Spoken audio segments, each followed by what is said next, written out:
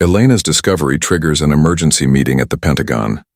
Military officials and scientists crowd into a secure conference room as she presents her findings.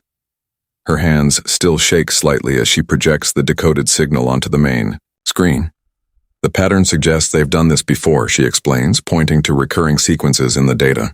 Many times, in fact, it's methodical, almost like a checklist. General Rodriguez leans forward, his weathered face illuminated by the blue glow of the screen. "And you're certain they don't know we intercepted this?"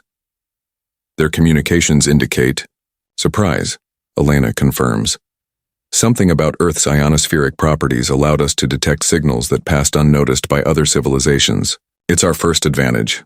The room erupts in tense discussion. Some officials argue for immediate military mobilization, while others suggest attempting communication. Elena remains quiet, studying the data patterns that dance across her tablet. Dr. Reyes, the president's science advisor, calls from the head of the table. "What makes Earth different? Why could we detect them when others couldn't?" Elena takes a deep breath. "Our planet's unique electromagnetic field, combined with our extensive deep space monitoring network. Most planets either lack the natural conditions or the technological infrastructure. We have both." As dawn breaks over Washington, D.C., Elena finds herself standing alone on the observatory deck.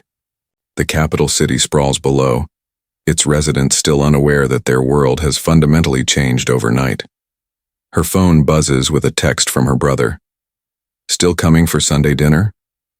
The normalcy of the message nearly breaks her. How can she explain that by Sunday the entire world might know about the coming invasion? Her colleague, Dr. Marcus Chen, joins her on the deck, offering a fresh cup of coffee. The dark circles under his eyes match her own. "The analysis team completed the translation matrix," he says quietly. "We now have access to their entire database of previous conquests." Elena's fingers tighten around the warm cup. "Show me." Back in the lab, holographic displays show planet after planet falling to the starborn dominion. The pattern is always the same: swift, methodical, and utterly complete. No world has successfully resisted. "Wait," Elena says suddenly, noticing something in the conquest timeline. "Magnify this section." The display zooms in on data from a planet designated only as JX2971. "They took longer with this one," she observes. "Almost 3 times their standard conquest period." Marcus nods. According to the records, JX2971 had extensive underground cave systems that complicated their invasion. The inhabitants used the natural terrain to resist. A spark of hope ignites in Elena's mind. Earth has more geographical diversity than any planet in their database.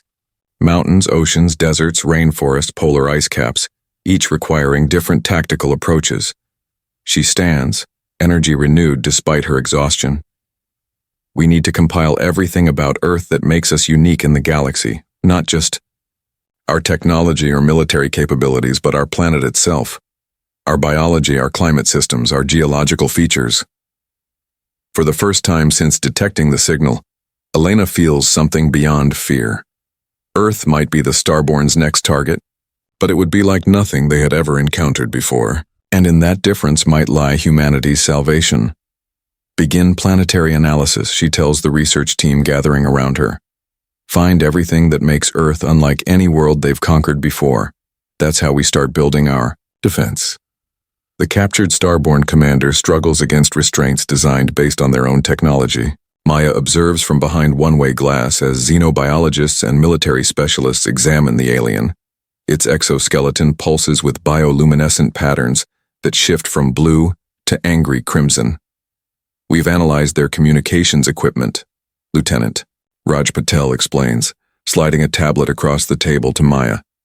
"Their technology is centuries beyond ours, but they have a crucial weakness." Maya studies the data, a small smile forming. "They rely on predictive algorithms. Everything is based on patterns from previous conquests." "Exactly," Raj nods. "They've conquered so many worlds that they've stopped adapting. Their tactics are refined but rigid." The operation to capture the scout ship had been a desperate gamble. Maya's team spent weeks studying satellite data of previous Starborn landings on Mars and Venus. preparatory incursions that humanity had mistaken for natural phenomena. The aliens followed the exact same landing protocols each time. In the holding cell, the starborn commander finally speaks, its voice translated through a hastily constructed interface. Your resistance is mathematically futile. The Dominion has conquered species with technological capacities far exceeding yours. Maya enters the room, maintaining a careful distance. Yet here you are, captured by primitives. I imagine that wasn't in your predictive models. The alien's multifaceted eyes shift, focusing on her with unsettling precision. An anomaly. The invasion force will adjust parameters accordingly. Will they? Maya places photographs on the table, satellite images of simultaneous special forces, operations across the globe. While your ship landed here, we captured your scouts in 17 other locations. None managed to transmit complete tactical assessments. For the first time, the alien's confident demeanor falters. Its exoskeleton flickers with rapid pulses of light, what their xenolinguists have identified as their equivalent of shocked communication. Back at the command center, Maya's team analyzes the recovered starborn technology. Dr. Sanjay Kapoor, their chief engineer, demonstrates a reverse-engineered communication device. They use quantum entanglement for instant communication across vast distances, he explains, pointing to crystalline components. But the system requires precise calibration to each user's unique neurological pattern. Maya understands immediately. So we can't just use their equipment. Not yet, Sanjay grins. But we've discovered something better. He activates a screen showing microscopic analyses of the alien technology. Their systems are designed to resist hacking through conventional means, but they have no defenses against biological interference. Their tech is partially organic. It literally grows and adapts. Maya leans closer. Meaning we don't need to understand it completely to disrupt it. Their technological advantage assumes opponents will try to match their development path. No previous species tried biological countermeasures. Outside, the Australian sunset bathes the desert in golden light. Maya watches as engineers load the captured scout ship onto a massive transport vehicle, bound for a secure facility. Unlike conventional military thinking, her team doesn't need to match the alien's technology. They just need to understand its vulnerabilities. Prepare the biological research team, she tells her second-in-command, and get me a direct line to Dr. Elena Reyes at NASA. Tell her we've found something that changes everything about our defense strategy. The desert wind carries dust across the abandoned starborn landing site, covering alien footprints with Earth's ancient soil. The first small victory in a war that would challenge everything the starborn thought they knew about conquest. Professor Okafor walks slowly between the military officials seated around his oak table, their uniforms creating a stark contrast against the ancient books lining his study walls. He pauses at a globe that predates modern satellite mapping, running his fingers across its imperfect surface.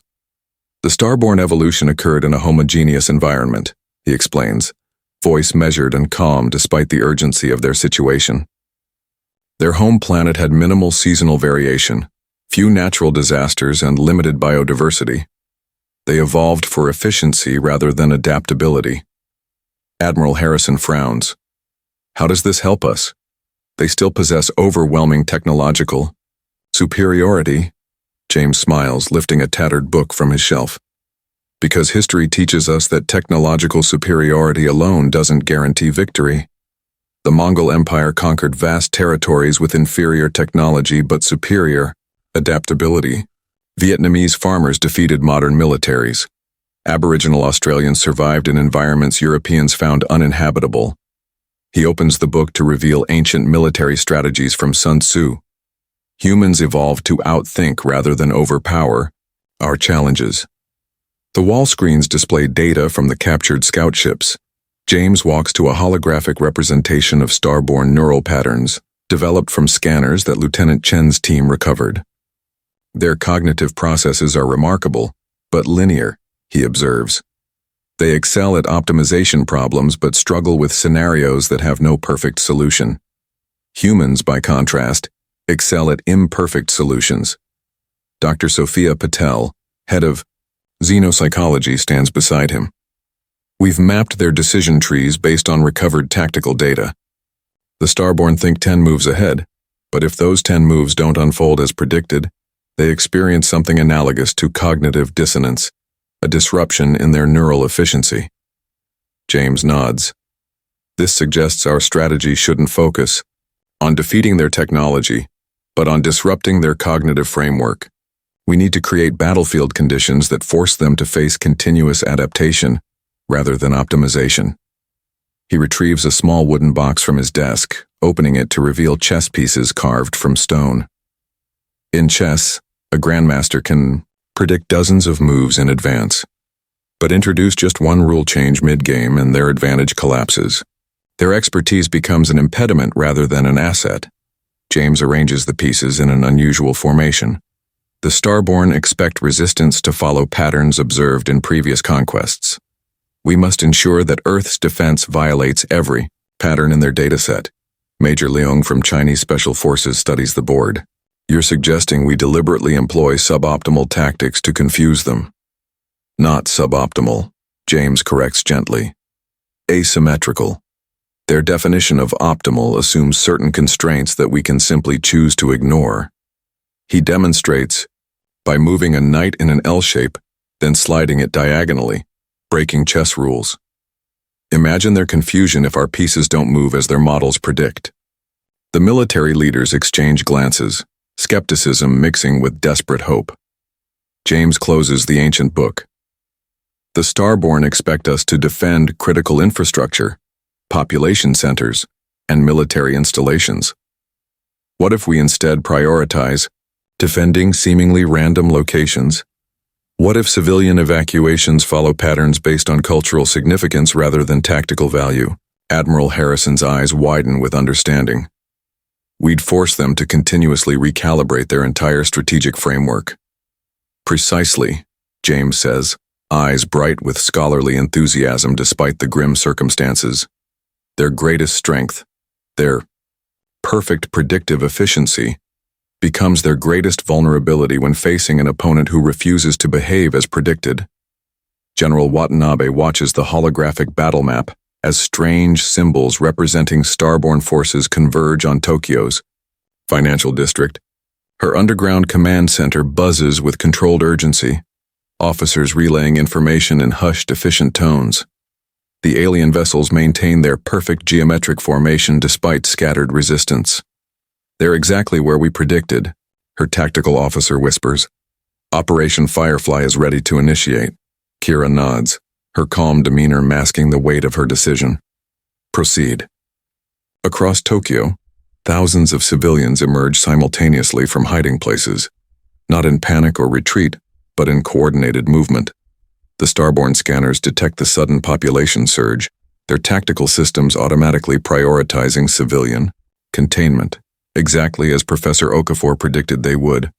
Civilian decoys deployed, Communications Officer Tanaka confirms. Starborn forces are redirecting to expected containment positions. On street level, the civilians are revealed as sophisticated holograms projected by devices hidden throughout the city.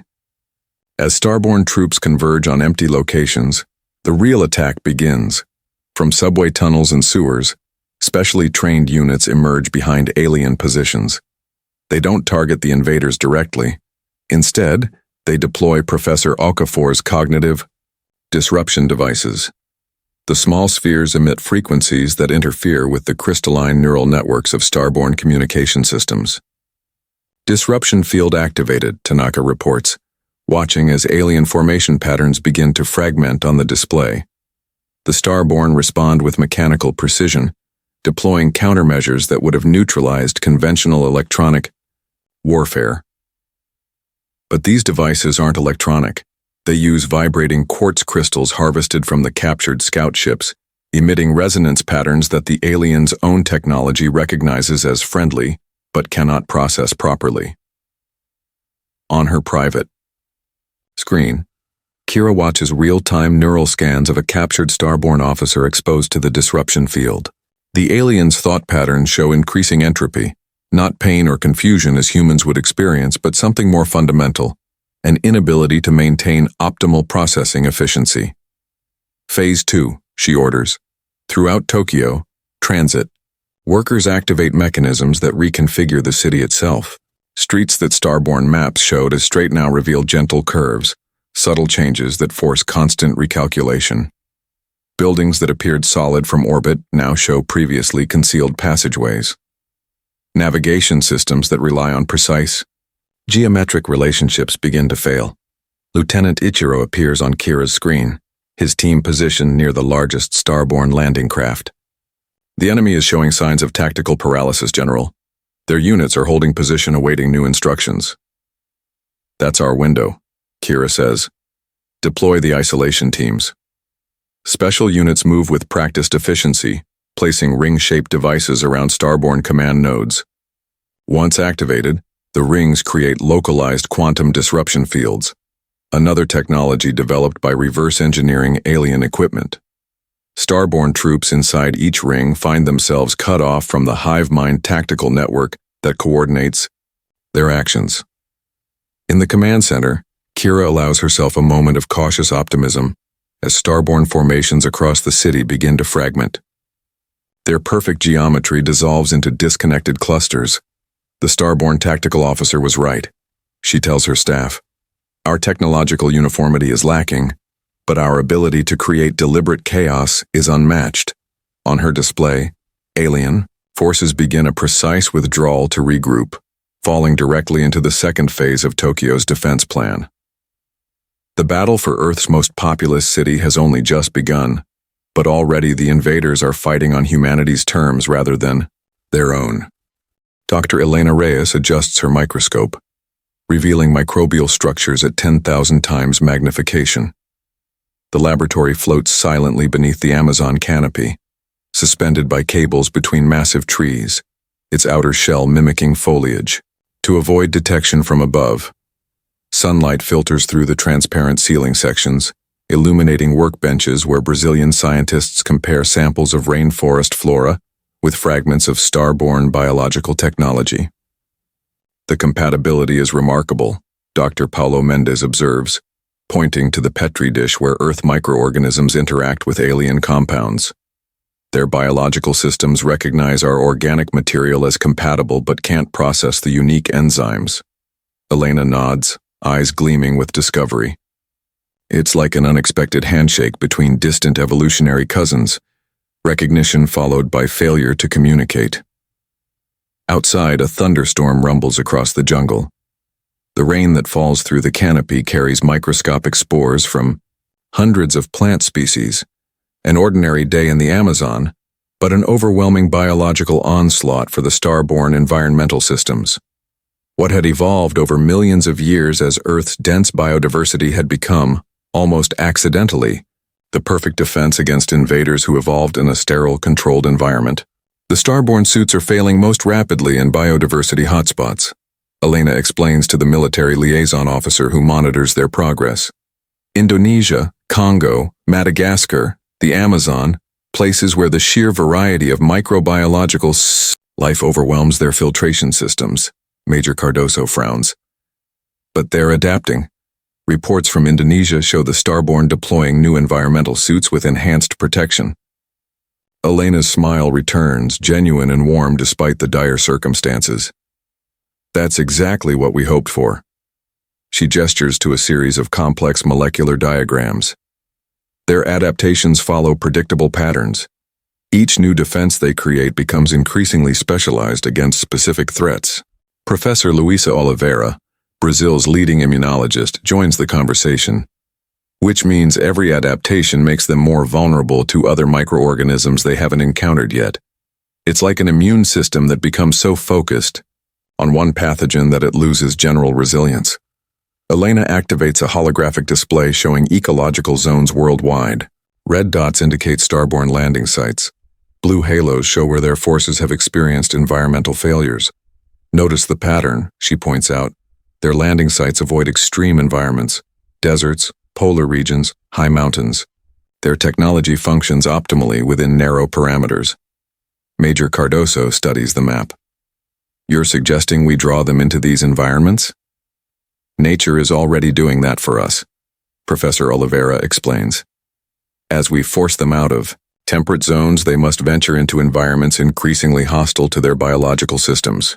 Elena moves to another station where technicians cultivate samples from deep-sea hydrothermal vents. These extremophile bacteria evolved to thrive in conditions that would kill most life forms. We're developing dispersal systems to introduce them into areas where the starborn establish bases.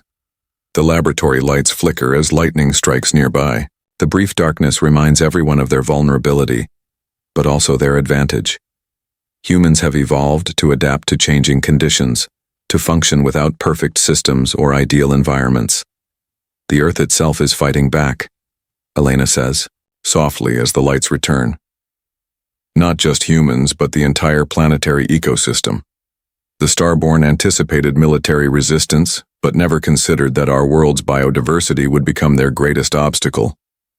As if to emphasize her point, thousands of bioluminescent insects light up the rainforest outside, creating patterns of light and shadow that no algorithm could predict. The perfect metaphor for Earth's chaotic, beautiful defense. Master strategist. Zor studies the holographic displays with increasing frustration. His command vessel hovers above Earth's stratosphere, protected by energy shields that shimmer with iridescent patterns.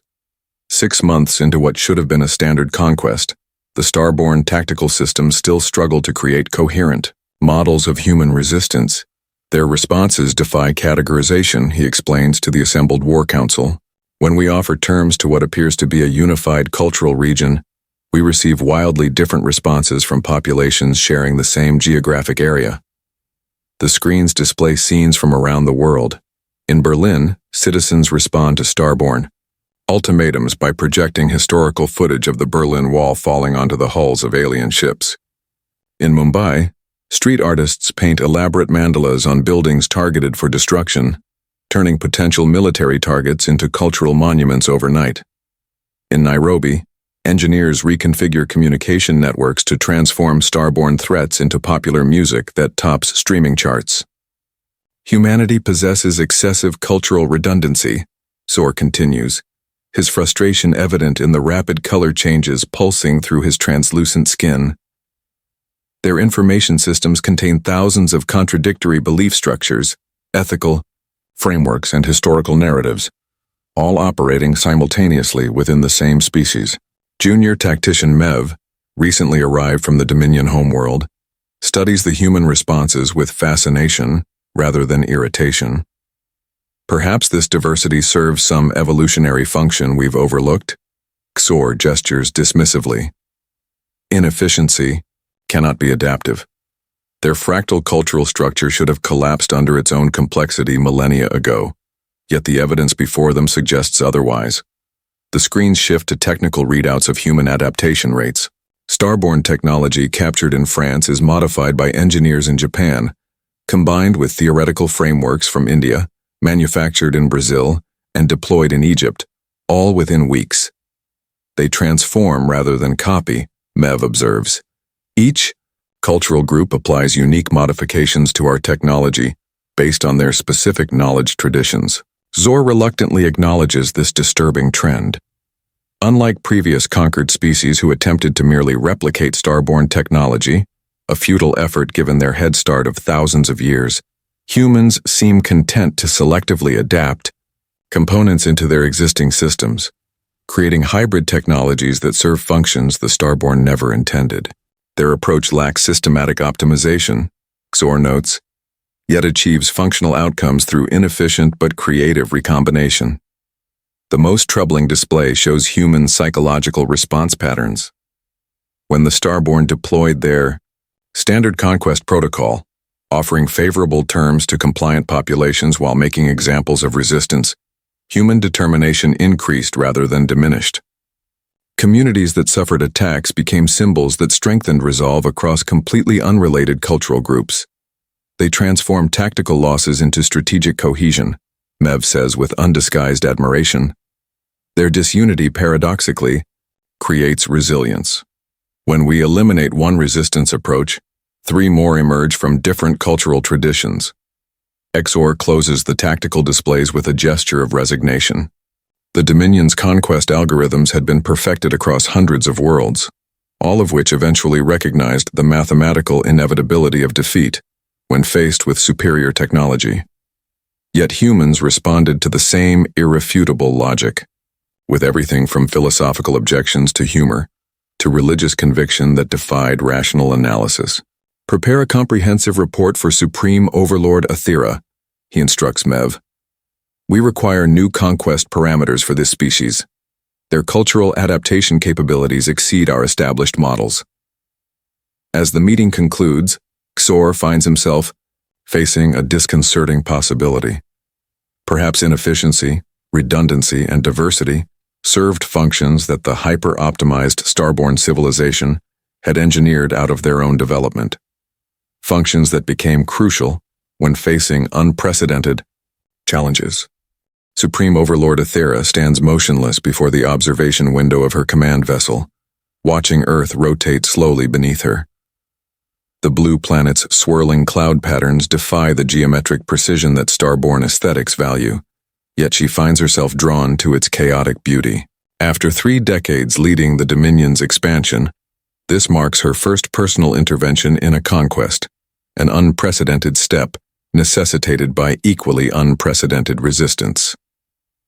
The human prisoners have arrived, Supreme Overlord, her chief attendant announces.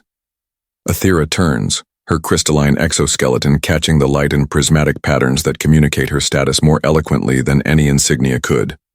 Bring them to the observation deck, she commands. Not the interrogation chamber. The decision shocks her staff, but none dare question her. Minutes later, 5 humans enter, representatives selected from different continents, cultures, and backgrounds. Among them is Dr. Elena Reyes, whose microbiological countermeasures have disabled starborn bases across 3 continents. Welcome to Ascendancy, Aethra greets them using the formal name of her flagship. You stand in a vessel that has witnessed the incorporation of civilization after civilization into our dominion. You represent the first species to delay this process beyond acceptable parameters. Elena steps forward, her scientific curiosity temporarily overwhelming her fear. Your conquest algorithm fails because it assumes rational self-interest as a universal motivator. Humans operate under more complex decision frameworks. Rather than punish such directness, Aethra gestures toward the observation window. Explain. The human representatives exchange glances, each seeing the opportunity differently. Professor Okafor speaks next, his historian's perspective providing context. Throughout our history, humans have valued principles above survival. Freedom, faith, family, honor. These abstract concepts often outweigh mathematical calculations of personal benefit. Aethra's internal translators struggle with these concepts, finding no starborn equivalents for several terms. She accesses her species' comprehensive databases on conquered civilizations, finding that none exhibited such loyalty to abstract principles over demonstrable advantages. Your resistance patterns indicate something else as well, she observes. When we target civilian centers, nearby military units often abandon tactical advantage to protect them. This contradicts optimal survival strategy. Major Kira Watanabe, architect of Tokyo's successful defense, nods. Because we don't measure success solely by survival odds or resource acquisition. Our metrics include protecting those who cannot protect themselves, a value your models would classify as inefficient. Aethra studies the human faces, noting the emotional micro-expressions her sensors detect. Determination, hope, fear, all simultaneously present in biological systems her species had engineered out of themselves millennia ago in favor of clarity and focus. You find strength in contradiction, she states, not as criticism, but with dawning comprehension. Your technological development is uneven, your cultural systems redundant, your decision-making incorporates emotional variables we eliminated as inefficient. Yet these very flaws create adaptation capabilities our models failed to predict. Elena's eyes reflect the stars visible through the observation window. Perfection is brittle. Our imperfections make us flexible. For the first time in her long existence, Aethra considers a perspective beyond the Dominion's doctrine of optimal expansion. The Starborn had conquered worlds by offering the irrefutable logic of superior capability, yet humans responded with a simple, profound alternative. Some things matter more than advantage. You would rather die as yourselves than live as extensions of our civilization, she says slowly, the concept alien yet suddenly comprehensible. The humans stand straighter, their unity in this moment transcending their many differences. Their silence communicates more effectively than any argument could have. Dr. Elena Reyes walks through the new International Space Research Center, once a devastated battleground, now a gleaming testament to human resilience. Through floor-to-ceiling windows, she watches ships landing and taking off, some of Earth design, others clearly influenced by starborn technology, all emblems of humanity's swift rebound from near disaster. The Adaptive Materials Laboratory is ready for your inspection, her assistant announces, offering a tablet displaying the day's schedule. Elena nods, taking a moment to appreciate the symbolism of this particular facility. The center stands on what was once ground zero of the fiercest starborn assault on North America. Now it houses research teams from 47 nations, all collaborating on technologies derived from the invaders' abandoned equipment. Dr. Reyes calls a familiar voice. She turns to see Professor Okafor approaching, leaning on a cane, a souvenir from his participation in the resistance. The Historical Archives Division has completed the first comprehensive documentation of the invasion. I thought you might appreciate an advance copy. He hands her a small crystal data storage device, itself a hybrid of human and starborn technology. Your contribution features prominently, of course. Elena smiles, remembering their first meeting in the Pentagon War Room nearly 2 years ago. History will remember you as well, James. Your cultural analysis framework changed how we approached the entire conflict. Together they move toward the observation deck overlooking the central atrium. Below them, scientists from nations that were enemies before the invasion work side by side. Chinese quantum computing experts collaborate with American AI specialists. Iranian biochemists share research with Israeli medical technologists. The boundaries that once seemed so important have blurred in the face of a shared experience that transcended national identity.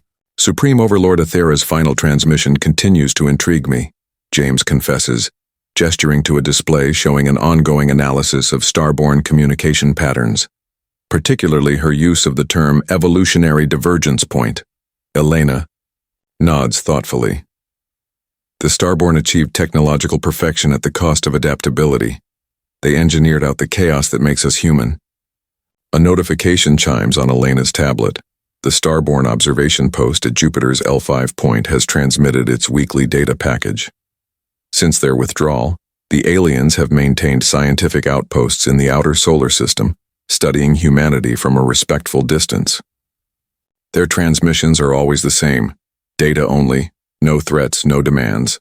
They're learning from us now, James observes, just as we learn from them. Outside the windows, a test flight of a new atmospheric craft demonstrates technology that wouldn't have been possible before the invasion. Its hull incorporates starborn materials that adapt to atmospheric conditions, while its navigation system reflects distinctly human intuitive design principles. We didn't just survive, Elena says quietly, we grew. The center's international staff moves with purpose below them. Researchers from 100 different cultural traditions bringing their unique perspectives to shared challenges. The invasion had revealed humanity's greatest strength, not technological prowess or military might, but the creative friction that comes from diverse approaches colliding and combining in unexpected ways. The starborn designation still makes me smile, James admits. Sigma status, the species that cannot be efficiently conquered. Elena watches as the test craft executes a maneuver that starborn vessels could never attempt.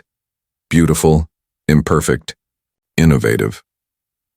Perhaps efficiency isn't everything, she replies, already looking toward the stars and the future humanity would forge there. Perhaps the universe has room for beautiful imperfection.